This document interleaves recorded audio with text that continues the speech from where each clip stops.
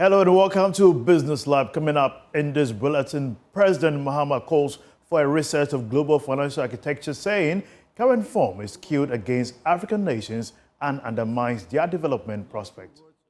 So today, Madam President, I stand here in this exact spot and ask the world, if not now, then when? We demand not only a reform of the Security Council, but also a reset of the global financial architecture, which is currently rigged against Africa.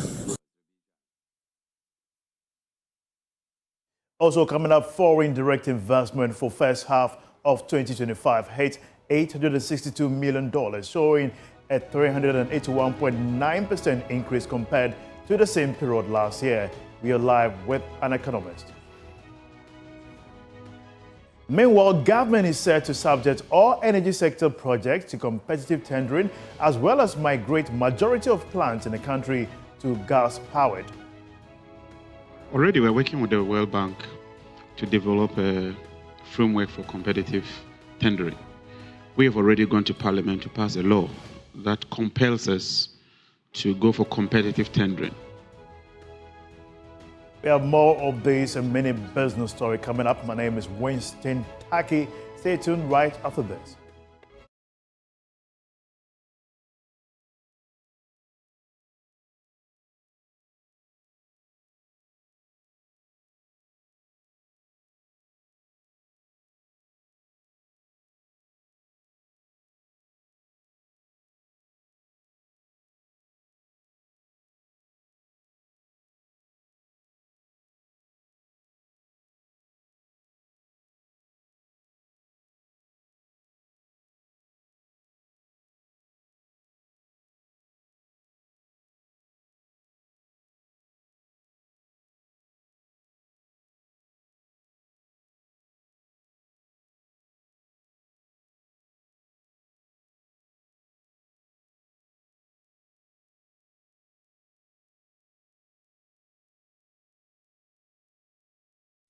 Let's now settle for the details.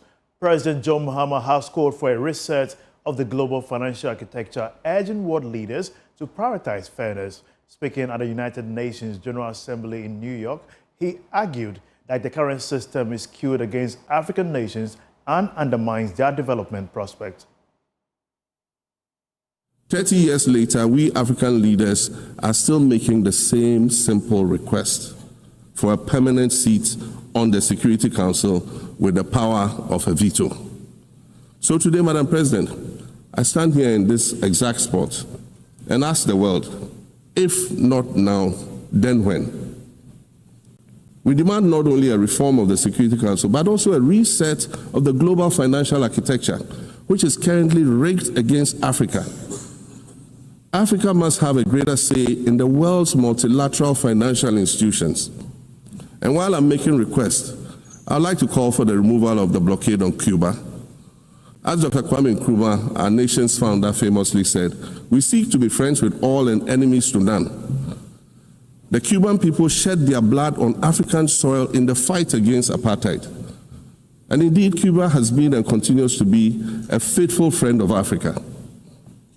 You see, the very fact that I can stand here and ask these things and say these things, and the fact that all nations can ostensibly gather here to address critical global issues, air our grievances, and express our concerns, that is what makes the survival of this organization so important. In every old city or village, you will find a town square, or a courtyard, or a plaza that once served as a gathering space for the citizens of the community and their leaders. Meetings and celebrations were held there, as were trials and elections. And these were spaces that brought people together and held them together as a community. Sadly, time and technology have eroded these spaces. Madam President, in many ways, the United Nations is the proverbial town square of our modern global village.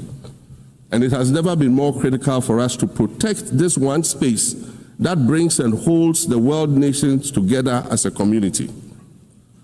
The internet, social media platforms, and artificial intelligence offer us the illusion of connectivity, when in fact what they do is reinforce isolation by using algorithms that ensure that we do not receive new ideas and perspectives, but rather more of the same content. We are served alternative facts and manipulated images, making it easy to disseminate disinformation and sow seeds of division amongst communities. Madam President, these are dangerous times. Our world is currently experiencing a rise in nationalism and economic instability. There's a general breakdown of multilateralism. Various acts of aggression have been committed against the sovereignty of others, and nations are attempting to circumvent the very safeguards that were put in place to prevent large-scale global conflict. President John Mahama has also announced that the government is working hard to ensure that every Ghanaian has access to reliable, affordable and sufficient electricity by 2030. There is more in this report.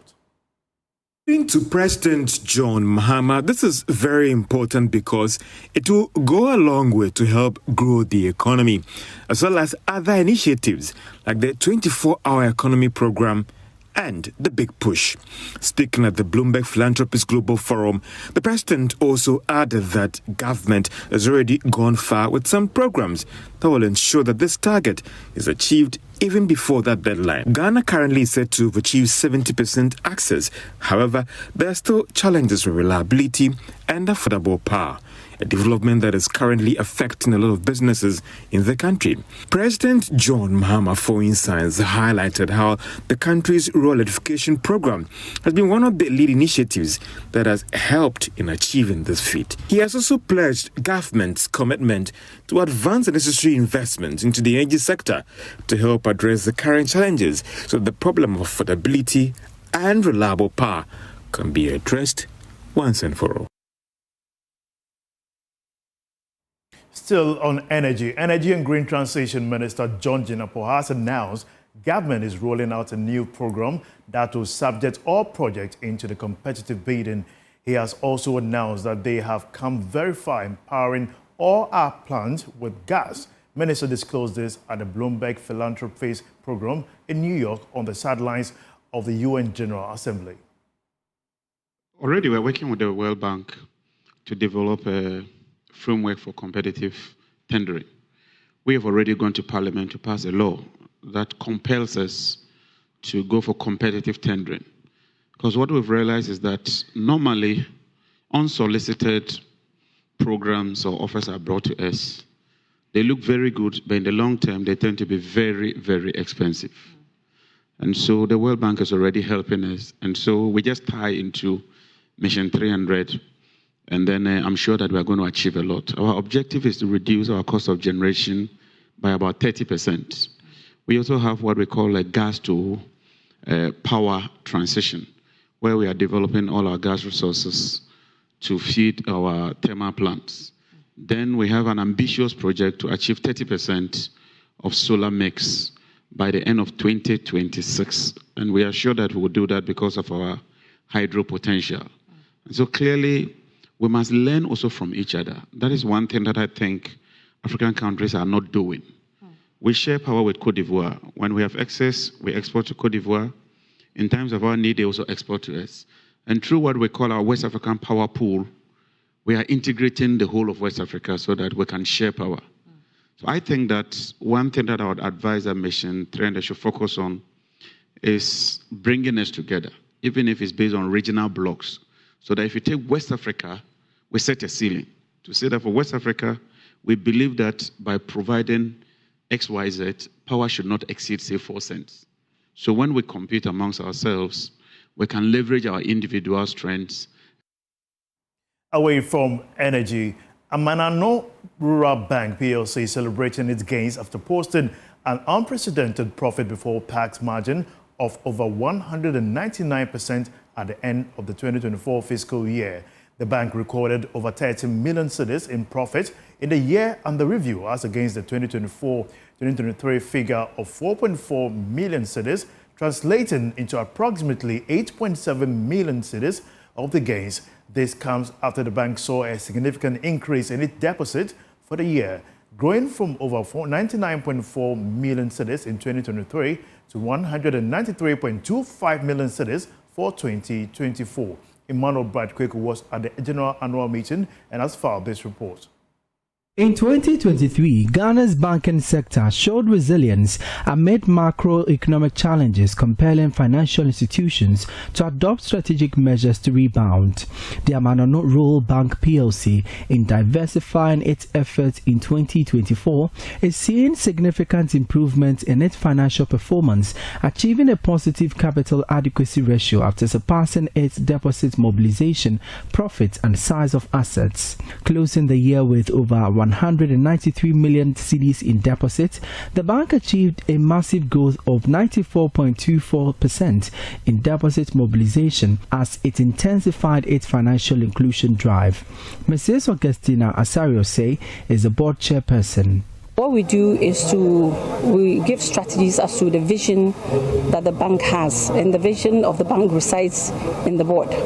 So we set out the visions that we want to, the things that we want to achieve in the coming years, and then we laid it out to management for them to implement the strategies that we have. So we ensure that if things they are not really going according to the aim and objective of the board, it is our responsibility to steer them back to the course to ensure that what we have promised the shareholders, we'll do that accordingly. For instance, last year we promised the shareholders that we're doing everything possible to bring down what we call the capital adequacy ratio, which is the CAR. We had a very negative CAR ratio, which Bank of Ghana has a benchmark of 10%. So it was imperative on the board to ensure that management does what the board has basically instructed them to do. I believe you heard it in my report indicating that we have now even exceeded the 10%. We have come from a long way. This bank has not been able to get its capital adequacy ratio at the benchmark for years, for like close to 9 years now. And consequently, the bank was unable to pay dividends to its shareholders. So I consider this meeting more as, I'm digressing a bit, but I consider this meeting more as history in the making, as being the first ever female board chairperson to lead the bank, and making sure that within the few years that we took over 2022, we've been able to turn the bank around to now even declare the payment of dividend to our shareholders. The bank closed the year with a total asset of 226.97 million cedis compared to the 2023 figure of 106.37 million cedis. This represents a 113.48% increase in asset growth. The bank attributes the massive increase to the gigantic increase in deposits and the current performance year to date. It also made an unprecedented profit before tax of 13.19 million cedis as against 4.4 million cedis in 2023. Daniel Bediako is the CEO of the bank. The first challenge was the capital adequacy ratio. If you look at our accounts, we were able to mobilize a lot of shares. There was a stakeholders engagement, mobilization of shares. We went to town and other strategic investors to sell the bank's shares to them, and they were able to invest substantial amount into our shares. That is why our share capital was increased from 1.9 million Ghana cedis to 2.3 Ghana cedis last year. And so by the end of 2025, we are expected to end the year with more than 3 million Ghana cedis. For JoyNews, my name is Emmanuel Bright-Kweku. That's all for business here on Business Live. My name is Winston Takiba.